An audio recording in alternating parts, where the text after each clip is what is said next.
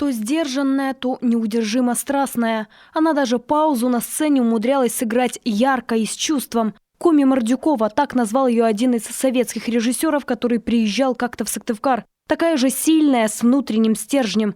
Коллеги по сцене хорошо помнят, как Глафире Сидоровой удавалось своим жгучим темпераментом зажечь всех вокруг.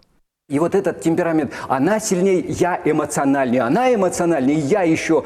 Мы дошли до такого состояния, когда оба закипели там, у нее уже слова кончались, пароли, и чтобы вот этого жандарма как-то в глазах вот унизить, в глазах своих товарищей, она не нашлась ничего, как мне плюнет.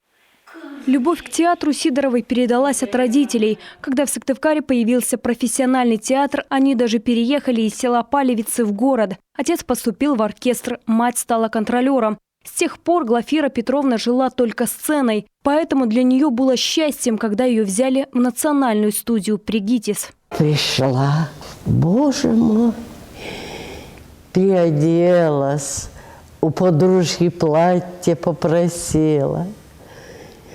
Ну, и читала тут много кое-что. 3 студенческих года в Москве для девушки из Коми деревни были самыми счастливыми. Но безмятежные дни разрушила война. Их отправили рыть окопы под Смоленск. На всю жизнь Глафира Петровна запомнила, как по дороге их поезд бомбили немецкие самолеты, как на них наступали фашистские танки, как они бежали, прячась от пуль в сторону леса. Ей повезло. Но многих друзей тогда она не досчиталась. Учебу Сидоровой заканчивать пришлось уже в Коми. После войны вся ее жизнь на сцене. Кабаниха в «Грозе», Ефросинья Потаповна в «Бесприданнице», Любовь Шевцова в «Молодой гвардии». Более 200 ролей. Все они яркие и с характером. Новички считали за честь попасть к ней в партнеры. Над своими ролями работала, а это просто, как-то как фанатично. Их учила.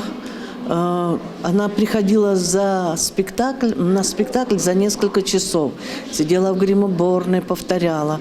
Возьмет кого-то за руку, предположим, меня за руку из молодых, если мы были партнерами, посадит рядом с собой и заставляет вместе вспомнить все вот то, что нужно вынести на сцену.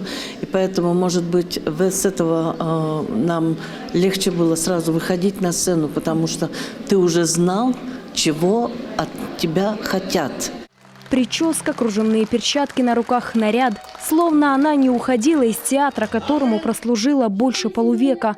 В образе она оставалась до последнего дня.